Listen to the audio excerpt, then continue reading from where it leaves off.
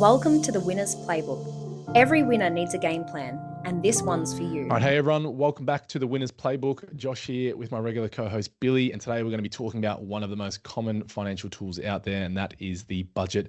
Here's the truth: most budgets do not work long-term. They're either too strict, too confusing, or just too boring to stick to. So what are the alternatives? We're going to be breaking it down today on the podcast. Billy, I know you've got some thoughts on this one, but I also know you've had a pretty tough week battling the flu and things like that. What's been going on in your end, mate, other than trying to survive? Yes. Yeah, it's been a tough week. It's one of those things at first, especially as a man, you just kid yourself like, it's just a cold, I'll be fine. Then all of a sudden you can't get out of bed in the morning. So battled through that, but coming good now. Aside from that, like we were just talking about, looking at moving the family. We've been in the same house for a long time. We decided we want a bit more action. So we're looking at moving closer to the city, getting the kids into a new school, and just exploring a different part of Melbourne. So that's exciting. I always, I was going to say, I always find moving houses fun in a way, like getting into a new location and just a new sort of environment. I don't know. I've moved a couple of times in the last couple of years, and I don't know. Sometimes I feel like you get a little comfortable in being in the same place for too long. I don't know what that says about me, but anyway, I've always liked moving over to a new location, sort of new feel and things like that. But I'm not moving houses at the moment or thinking about doing that, Billy, because I just moved last year. Yeah, you've done that a few times already, I think. Yeah, I've done that. I've been moving around a bit, but what's the latest? I actually presented at a school yesterday for our Beyond School program. So that was Swinburne College. It was good. It was about 50 Awesome. students in there. Actually had one student was a bit of a heckler, actually, asking a few questions, which was quite fun. Other than that, we've got a lot of big things going on in the business that we're just trying to finalize, and we're just edging closer to getting into this new office, and we'll have a new podcast set up where we won't be doing it like this online. We'll be in a room together. So very much looking forward to that, and got a lot of travel upcoming as well. Heading over to see the Philippines team in a couple of weeks to get over there because the team's growing quite rapidly, and probably stop through Singapore and keep some of the momentum going from where we obviously just came back from the other week for our conference, and get some connections going over there, and meet some businesses and start building out the strategy of what we're going to be deploying. But besides that, we are obviously talking about cash flow and budgeting. It's obviously something that for clients, I think and I'm actually worthy of noting, not in the past historically, I didn't see many advisors that done cash flow advice well for clients. I think it was always an area that just wasn't really focused on. It was kind of too hard, didn't really have a system that ever worked. And I would say we were definitely in that category probably 4, 5, 6 years ago in terms of not really giving great cash flow advice. I would say now it's turned a corner big time, and I'd say we give really good cash flow advice now to our clients. But in terms of cash flow in itself, if you can't nail it, it's very hard to actually achieve and reach all of your goals. So if we talk about why do most people actually give up on budgeting or having an efficient cash flow system, what comes to mind? And what have you seen with clients before? It's just boring and unpleasant for most people. That's how they see it. You gotta confront some harsh realities, and certainly the same for me too. Like you just don't want to think about these things, and it's become so much harder because I remember when I was younger, you had to go to an ATM and take some cash out, and you saw how much cash you had, and then when the cash started to get low, you thought, oh, okay, I better ease up. I'm about to run out of cash. These days, it's completely different, right? You're just buying stuff on Amazon, you're tapping.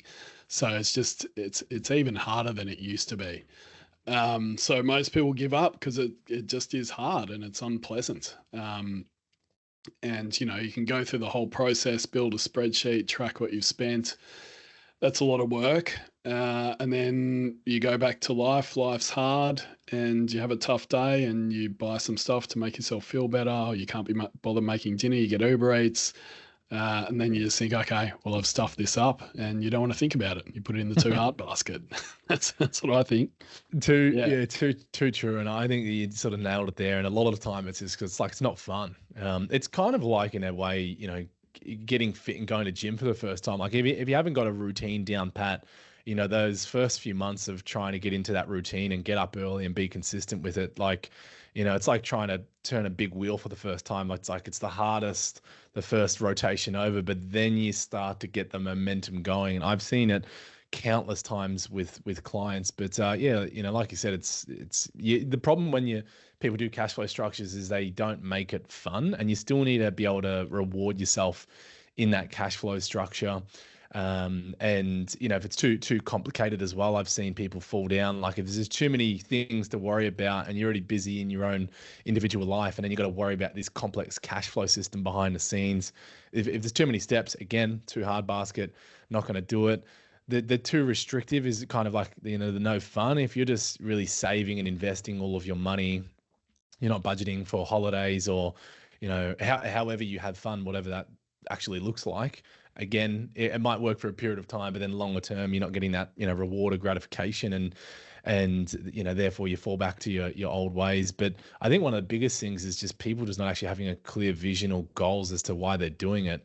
And I think as humans, if you an actual goal or direction that you're going, not just from a cash flow perspective, but just more in life in general, that's where you kind of fall down and you get lost. So I think particularly if we're just talking for cash flow purposes, it just needs to be done and have it be purposeful. And starting with that is, well, figure out what you want to do and what you want to get out of your life. And then once you figure out that, what does that number look like? Or is it that house or whatever the goal may be? And then you can sort of reverse engineer back from a cash flow point of view of what do you need to stash away ultimately to get there. And then I think if you know that there's a means to an end and you're trying to achieve something, it makes it a lot better when you can do it in that way, as opposed to you just kind of have no goal and you're just saving and stashing money away for the sake of it with no real reason as to why. So that's the ones I would say. Absolutely. The other element here is if you're single living in a share house, it's easy. When you're in a couple, it's harder because now it's two people with different personalities and different beliefs and backgrounds and everything else. So you have to get onto the same page. And then if you make that work, that's great. Then you have kids. Now it's insane because now you get to add another 20 line items to your budget and unexpected things like medical costs and so on.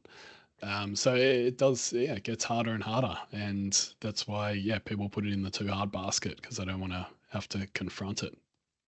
Well, it's a good point that you got to work on it over time as well. You don't just set it in place and then it just works forever because, your pay rises over time and, mortgages change, your expenses change, inflation, cost of living, everything's going up. So naturally it's something you got to chip away at over time. But, what's the difference between a budget and a spending plan that actually works in your mind? If you talk to how do we do this for our clients, how do we actually build a successful cash flow structure or budget? Yeah, I think the biggest thing I've seen where it doesn't work is unrealistic budgets. It's usually too tight, right? Or like missing a lot of expenses that will come up. Yep. And not allowing for the entertainment, fun things, travel, the things that are important to you, which you do want to spend money on. If it's just if it's a bleak budget, like nothing in there for fun and for splurging, then you're just unlikely to stick to it.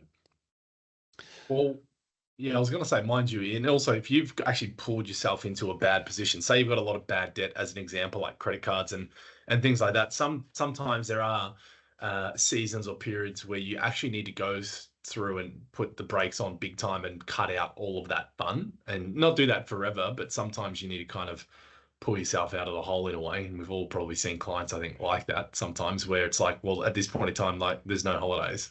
We've got to really tighten up here to be able to get back on track because of all the fun that you've maybe been having. Have you seen that happen before, Billy?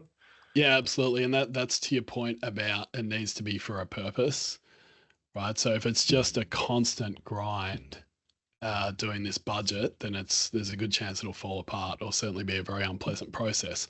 But if we must be really tight and strict here for 6 months, 12 months, but that it's baked into the plan that you're going to get through that period, and then you're going to be able to include more of those fun things or trips or whatever after that, then that gives you the goal or the reason that you're doing it. Yeah. But if there's no light at the end of the tunnel, then it's going to be tough. It's gonna be very Brutal. tough. Yeah, totally agree. And you know, talking about the ways at the school I was presenting to yesterday, I presented on cash flow because it's relevant no matter how old you are. And a lot of these kids are just starting to work. I think about half of the room had started first jobs and things like that. So I talked through the basic cash flow principles and how you can do it. And I spoke a bit about the, you know, the 50/30/20 budgeting rule, which is, you know, everyone generally knows what that is, where you take sort of 50% of your money going out to your expenses, and then you got 30% going out to your wants, and then you've got 20% for saving, investing, and so on. But I actually said to the students, I'm like your example before, Billy, where if like your share housing or your expenses are maybe lower for a period of time for whatever reason it may be, you could actually flip the 50/30/20 budgeting rule the other way around. And particularly if you're living at home, it's not unrealistic to be saving more than 50% of your money. Because if your expenses are quite low, or you're sharing those expenses amongst other people, you could be saving and investing a lot of your money. And that was definitely what I did earlier on for a period of time. But the 50/30/20 budgeting rule is kind of one that's good if you had no structure, but it's not necessarily great to manage longer term, because if you just keep applying the 50/30/20 split, that might actually not be that well for your own personal situation. And if your income goes up and you're just adding more money to that 50% expense bucket, that's probably not going to actually get you ahead over time. So, you know, really how we do it is we have it like a bucket system. And, you know, it's nothing groundbreaking, because there's plenty of other systems that are like that and out there, where money hits that central account. You have the mortgage or the rent, you then have the bills, then you have your daily spend, have your holiday, savings, and investment, and then money hits one account and automated and just goes out from there. And look, I will say not every client nails that from the beginning, and some better than others. Some will pick it up within a month and they just get it from day dot. Other clients, you know, I've had to chase them down for 6 and 7 months and hold them accountable, and they got there in the end. But you know, everyone's going to be a little bit different, but it doesn't actually need to be more complex than that. Just bucketing out your expenses. And I think the biggest part there is just actually having some transparency around, you know, where your money's going. And I think that's what a system like that does, because you can kind of find where the leaks might be in your household, or in you know, where your spending is, and whether that is too many subscriptions, or hey, we actually are eating out so much, didn't realize how much we're actually spending. Through going through and making a system like that, that's where you can kind of figure out the problems, and then start to, you know, maybe cut out some of that unnecessary expenditure if it's going to get us quicker to ultimately where we want to be. Are you aware of any other systems, Billy, or any other ways of doing it that you've seen work? Some people have a system where one person, like through in a couple, one of the salaries is all saved. So if they've got a higher income earner and a lower income earner, it might just happen to work out that the higher income covers pretty much everything, and the lower income is just for occasional holidays, saving and investing. And just like psychologically, that works well for some couples. But it you know, no matter which way you cut it, it's going to come back to bucketing, right? A percentage goes to this, a percentage goes here, a percentage goes there. Yeah. And it's interesting. Barefoot Investor made that sort of bucketing system. He articulated it so well and made it really well known.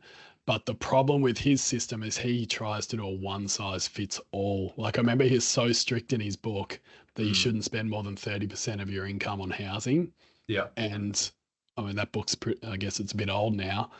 That's not going to be achievable for a large, especially like a young family buying their first house. You're doing well if you're only spending a third of your income on housing. Yeah. So the lesson is like, it's very much dependent on your circumstances. You can't do a one size fits all, like 50/30/20. That doesn't work for everyone. It depends on your income, where you live, whether you have kids or not, et cetera, et cetera. So you do need to sit down and build one out for your household that works.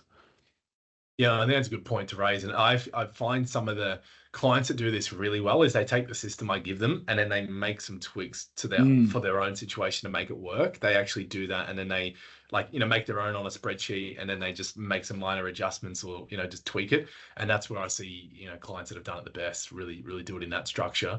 And what about tools and apps though? Because I've actually tried some in the past and none of them really work that well from a cash flow point of view. And that's why we don't even use them in the business now, in terms of putting a cash flow structure in place clients. But is there any, tools or apps, Billy, that you're aware of that are, good from this perspective, from a cash flow and budgeting point of view? No. Well, I'm in the same camp. I've used some, clients yeah, have used them. I don't think I've ever spoken to anyone who is using an app consistently that yeah, finds it to be really helpful. They'll try, they might use one for a month and be like, this is great. Then they'll lose interest. It No, I've never seen one consistently work. Like just a simple spreadsheet, like the Money Smart budget tracker. That's an awesome starting point, but a simple yeah, spreadsheet seems to be the way to go. And then the way we do it, where you build out like a flow chart of yeah, of your different bank accounts and what they're going to be used for, and what regular amounts we want to transfer into those different bank accounts or buckets. I haven't seen technology really help us too much on this one. yeah. I think all the Yeah. banks, have tried to set their own stuff in place and automation, and where it buckets it out in your bank and so on. But I totally agree. Oh, I was going to say Money Smart, the budget plan, is a good way to just look at your expenditure, but it's not going to necessarily put it into the right buckets for you. It's just a good way of doing a budget out, and I typically try to do that at least once a year. But I've actually seen some people of the younger generation actually using something called Upbank. I don't know if you've heard of that one That's before. actually the only one I was thinking of where I have heard some good feedback, but I haven't Yeah, haven't so used have it I. myself. Yeah. And I've seen a couple of actually the associates and new advisors in the business. I've seen a few of them actually using it. I haven't dived in too hard, but I am aware that there are some apps, and I'm sure there's some that are going to crack the code eventually. I just haven't really seen it. But like you said, like with those things, they're good for a period of time, and they kind of wear off, and then they don't work. And that's why I think the bucketing system and just having your bank accounts, because you need your bank accounts to survive. Like you're going to be using your bank accounts anyway, so it's not like, oh, they're not going to work for a month, I don't need them. Like you need to them for your money to come in and know where they are. And that's where I just think that old school. Yeah, and that's why I think those the old school way of just doing a bucket system always just works best. But what do we talk about? One simple rule, Billy, to follow when managing day-to-day spending. Before I give you mine, what's yours? Hopefully we don't have the same, but I think it's what's one simple rule to follow day to day. Before each purchase, if it's not an essential purchase, you just think, does this matter to me? Is this going to bring me joy or improve my day or not? Or am I just doing it to get a rush right now, and then an hour later I'll regret it? Okay, we don't have the same one. Good. Yeah, no, that's good. No, I totally agree. But I think my one actually kind of works in with what you've just said there, because mine is just not using a credit card for all of your daily expenditure. I see so many people do that, and or coinciding with that is putting all money through one account. So like your pay comes into one account and you pay everything out from that one account. Then they kind of coming together, because you see most people where they use their credit card and they think they're kind of getting ahead of the bank because they're putting all their money in their offset account. They pay everything through the credit card and they clear their credit card before the interest kicks in. And, everyone feels like a genius doing that strategy. But most clients, and 9 times out of 10 doing that strategy, they're spending more money on the credit card than if they hadn't done that, or they were using like a bucket strategy system. So although you might be feeling like you're saving more interest, you're actually having less money, and then therefore you're actually in a worse position, even if you generally weigh up all of the extra points that you might be getting through that credit card as well. So that one thing, I've had some clients earning some really good dollars, and that one little thing was just not putting all of their daily expenditure through a credit card, separating that out, changed the game. So that would be my one big hitter. And in closing out then, Billy, if you've had a bad month and the budget sort of blows out a bit, how do you bounce back? Because we've all had those before. And I will say, going through Leon being born, not that it was unexpected, but there was a lot of expenditure just smacking us for a while there, buying all the prams and cots and all those bits and pieces. But what's your advice here for you've had a bad month? How do you get back on the wagon, so to speak? The biggest one is not to beat yourself up over it, because then you will give up. Yeah. If you just say, well, this doesn't work, I'm stupid, I spend too much money, who cares? Then you won't bounce back. You'll just keep doing it. So first thing is to go, well, that's fine. It's normal. So what do you do if you're in a relationship? You sit down with your partner and talk about it, because you have to be on the same page. And as with anything in a relationship, you need to support each other. So usually it's one person who's struggling and the other person's okay. Or you take turns. So sit down and talk about it, and then just go back to the original plan and why you're doing this. So the why, and adjust the plan if you need to. Yeah, and I think it's all great, Billy, and I totally agree. And all I had there is having an emergency fund as well. I think can help, because that can actually help where to stop the system from falling apart and failing. Because if you're running it too tight, the system, and there's no buffer there ever around, well, then you have that month where something goes wrong with the dishwasher, or you need to fix the car or whatever it may be. And if you don't have a buffer, and then you have to sort of take from various accounts or whatever it may be, it can kind of screw the system up. So actually having a buffer there and always in place, I think there's nothing better than actually having a little bit of an emergency fund, which can look different for everyone. And I also think the other part I'll just close on is, like everything in life, you go through those rough patches. They don't define you. You don't need to let them define you. And sometimes you just you go through them, take it on the chin, and then you ultimately got to reset. And that's where sometimes it can also help just have someone that can help you, be accountable as well. And that's why people work with people like us that are advisors that can actually help, hold people accountable, because that's what some people actually need. Not everyone is self-motivated. Some people we can give good advice to, and they can run with it themselves.